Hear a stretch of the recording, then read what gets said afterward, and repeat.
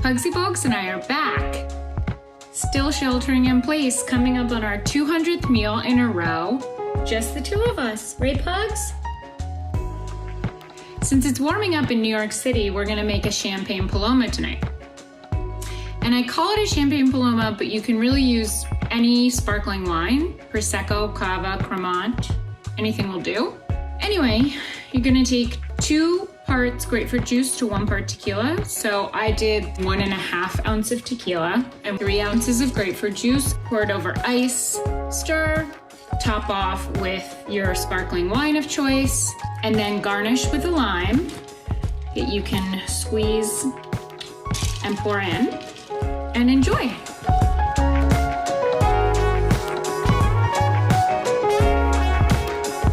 Oh, almost forgot. For some reason, Rob Taylor thought it would be interesting to tell you what kind of puzzle I'm doing right now.